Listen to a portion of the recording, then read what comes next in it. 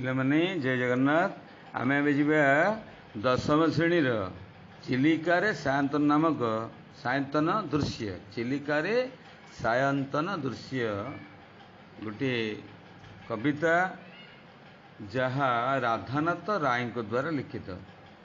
ରାଧାନାଥ ରାୟ କବିବର ରାଧାନାଥ ରାୟ, ତାଙ୍କର ଗୋଟେ ଚିଲିକା ନାମକ ଏକ କାବ୍ୟ ରହିଛି। ସେ ଚିଲିକା କାବ୍ୟରେ ହେଲା ଚିଲିକାରେ ସାୟନ୍ତନ ଦୃଶ୍ୟ ମଧ୍ୟ ଉପଲବ୍ଧ ତା ଦେହରେ ଅଛି। ତେଣୁ ପ୍ରକୃତିକୁ ନାୟିକା କରି ଚିଲିକା ଖଣ୍ଡକାବ୍ୟ ରଚନା କରିବାରେ ତାଙ୍କ ବୈଶିଷ୍ଟ୍ୟ ସ୍ୱୀକୃତ। ଚିଲିକାରେ ସାୟନ୍ତନ ଦୃଶ୍ୟ ଅଂଶଟି ଚିଲିକା ଖଣ୍ଡକାବ୍ୟରୁ ଆନିତ। ଏଥିରେ ସନ୍ଧ୍ୟାକାଳୀନ, ସାୟନ୍ତନ ମାନେ ସନ୍ଧ୍ୟାକାଳ, ସନ୍ଧ୍ୟାକାଳୀନ ଚିଲିକାର ମନୋରମ ଦୃଶ୍ୟ ବର୍ଣ୍ଣନା କରାଯାଇଛି ଏବଂ କବି ସୂର୍ଯ୍ୟ ଯିଏ ବଳଦେବ ରଥ ତାଙ୍କର ଗୀତାମୃତକୁ ସ୍ମରଣ କରାଯାଇଛି। ଗଲାଣି ତ ଗଲା କଥାରେ ସଂଗାତ, ଗଲାଣି ତ ଗଲା କଥା, ଗୁପୁତେ ସିନା ମୁଁ ତତେ ପଚାରିଲି, ବଳି ପଡ଼ିବାରୁ ବ୍ୟଥା। ଏଇଟା ହେଉଛି କବି ସୂର୍ଯ୍ୟ ବଳଦେବ ରଥଙ୍କର ହେଲା, ଏଇଟା ହେଉଛି ଗୋଟିଏ କବିତା। ତେଣୁ କବି ସୂର୍ଯ୍ୟ ଗୀତାମୃତ ମଧ୍ୟ ଏଠି ସ୍ମରଣ କରାଯାଇଛି।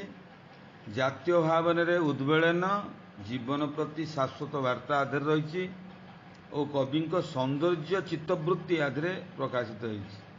ତୁମେ ଜାଣିଥିବ ଯେ ରାଧାନାଥଙ୍କ ଠାରୁ ଆରମ୍ଭ ହୋଇଛି। ଅତୀତର ଆମର କାବ୍ୟ କବିତା ଥିଲା କ'ଣ ଶାରଳା ଦାସଙ୍କର। ତା ପରବର୍ତ୍ତୀ ସମୟରେ ଆଧୁନିକ ସାହିତ୍ୟ କ୍ଷେତ୍ରରେ ପ୍ରଥମ ଯୁଗକୁ ରାଧାନାଥ ଯୁଗ ବୋଲି କୁହାଯାଏ। ରାଧାନାଥ ଯୁଗ ପରେ ସବୁଜ ଯୁଗ ଆସିବ, ତାପରେ ସତ୍ୟବାଦୀ ଯୁଗ ଆସିବ। ଏସବୁ କଥା ତୁମେ ପଢ଼ିବ, ଓଡ଼ିଆ ସାହିତ୍ୟ କଥାରେ ପଢ଼ିବ।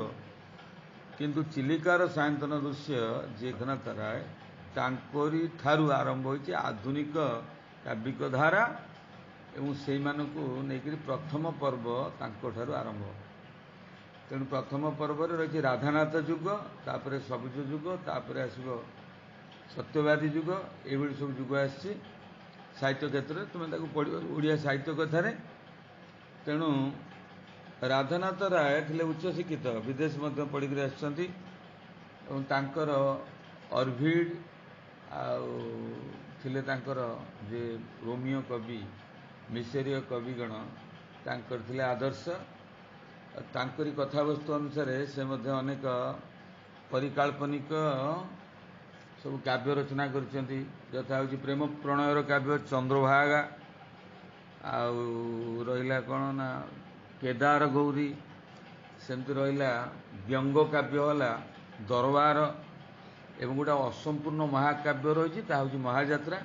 କାରଣ ସେକୁ ଲେଖିବାର ଅଧା ଅଧିକ କି ଅର୍ଦ୍ଧେକରୁ ଅଧିକ ଥିଲା କି କ'ଣ କହିହେବନି, କିନ୍ତୁ ତାଙ୍କର ସେତେବେଳେ ମୃତ୍ୟୁ ହୋଇଥିଲା। ତେଣୁ ମହାଯାତ୍ରା ଅସମ୍ପୂର୍ଣ୍ଣ କାବ୍ୟ, ଆଉ ଚିଲିକା ହେଉଛି ଖଣ୍ଡକାବ୍ୟ। ଏମିତି ଚାରୋଟି ଧାରାରେ ତାଙ୍କର କାବ୍ୟ ରଚନା।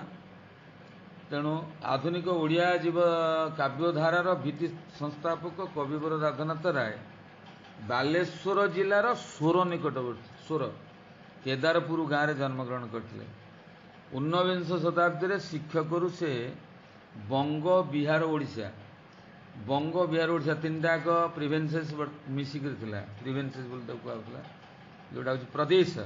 ବଙ୍ଗ, ବିହାର, ଓଡ଼ିଶା ବିଦ୍ୟାଳୟ ସମୟର ଶିକ୍ଷା ବିଭାଗର ଇନ୍ସପେକ୍ଟର ହୋଇ ଥିଲେ। ସେ ନୂଆ ରୀତିରେ ଓଡ଼ିଆ କାବ୍ୟ ରଚନା କରି ଚର୍ଚ୍ଚିତ ହୋଇଥିବା ରାଧାନାଥଙ୍କ କବି କୀର୍ତ୍ତିର ଗୌରବବହ କୃତି ମଧ୍ୟରେ କେଦାର ଗୌରୀ, ନନ୍ଦିକେଶ୍ୱରୀ, ଚନ୍ଦ୍ରଭାଗା, ଉଷା, ପାର୍ବତୀ, ଚିଲିକା, ମହାଯାତ୍ରା, ଉର୍ବଶୀ ଆଦି କାବ୍ୟ। ସର୍ବେଂ ସାଂ ନୋ ଜନନୀ ଭାରତ ଧରଣୀ କଳ୍ପଲତେଂ, ଭାରତ ଗୀତିକା ଆଉ ରଚନା ରାଧାନାଥଙ୍କ ସଂସ୍କୃତ ଗୀତି ପ୍ରତିଭାର ଅପୂର୍ବ ସ୍ୱାକ୍ଷର ବହନ କରେ। ଅନୁଦିତ କୃତିର ସ୍ୱାକ୍ଷର ହେଉଛି ମେଘଦୂତ। ଅନୁଦିତ ମାନେ ସେ ତାକୁ ଟ୍ରାନ୍ସଲେସନ୍ କରିଛନ୍ତି ଯେ ସଂସ୍କୃତର ଯେଉଁ ମେଘଦୂତମ୍, ତୁଳସୀ ସ୍ତବକ, ଏ ହେଉଛି ଯେଉଁ କାଳିଦାସଙ୍କର ଲେଖା, ତାକୁ ସେ ଓଡ଼ିଆରେ ଅନୁବାଦ କରିଛନ୍ତି। ତେଣୁ ସେଥିରେ ତାଙ୍କ ରାଧାନାଥଙ୍କ ବହୁପାଠିତା, ପାଣ୍ଡିତ୍ୟ ଓ କବିତ୍ୱର ଉଚ୍ଚକୋଟୀର ନିଦର୍ଶନ ମିଳିଥାଏ। ଏବେ ଯିବା ଆମେ ରାଧାନାଥ ରାୟଙ୍କର ଏଇ ଖଣ୍ଡକାବ୍ୟର, ଚିଲିକା ଖଣ୍ଡକାବ୍ୟର ସାୟନ୍ତନ ଦୃଶ୍ୟ ସମ୍ପର୍କରେ। ପ୍ରାଚୀମାନେ ପୂର୍ବ ଦିଗ मूल कहले आकाश माटी को मिशिथिबा स्थान से भाया स्थान जोटा दूर दिग्बलय किंतु दिग्बलय कौन देखा जाउथला चिलिकार दिग्बलय चिलिकार जल सते जेपरि आकाश सहित मिशि जाइथला एबे मीनजीवी नाबे सेठु कौन करुचंती ना जो दिग्बलय स्थान को देखिले चिलिकार आकाश पृथ्वी जोटी अर्थात जल चिलिकार जल और आकाश मिशीगला पर जो लगुच से देखा जाउथला मीनजीवी मानकर नाब सते जेपरी छायाकार चित्र दिशे ठावे ठावे छायाकार चित्र मान हूँ जो पेनसिल ड्राइंग जमी दूर दर्श जोटा आम सीनेरी बोली कहे प्राकृतिक दृश्य कहे जमी आम पेनसिल ड्राइंग करुले सते जेपरी पेनसिल ड्राइंग भली देखा जाउथला एवं सेगुड़िक ठाबे ठाबे माने स्थाने स्थाने नौका गुड़िकर भाषिबार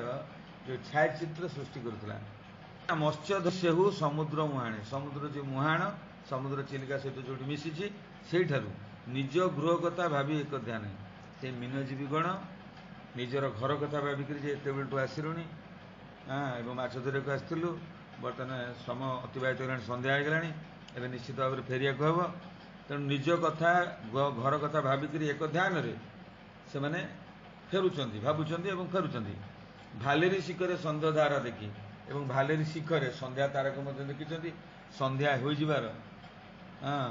समय से जापरुंट जे भालेरी नामक पर्वतर शिखर देश में सन्ध्या तारा जो आम कह सकाल कुआ तारा हूँ शुक्र सेमती सन्ध्या तारा दर्शयमान हुए सन्ध्या समय सेटा भालेरी शिखर देश देखा जाए आसंती पट्टिका महल से टिकी तेणु मीनजीवी सन्ध्या समय उपगत जाणिकी पट्टिका हूँ जो कहते तलई पाल जो टंगा होता है डंगार ताल टाणी कारण अकातकात पानी गंडरे ताल टाणिक से फेरी आसुँच महल से आनंद मन टेकिक कौन टेकिले ना पाल गुड़िक टेकिले जहाँफल नाव गुड़िक परिचालित हम बिना आहुलारे कि बिना कातरे तेणु आनंद मन कौन देखिक ना सन्ध्या समय उपगत हो जाइए सन्ध्या तारा भालेरी शिखर देखागला सन्ध्या समय उपगत है घर कथा मन पड़गला एक भाविक से फेरी आसुँच हाँ ए आगू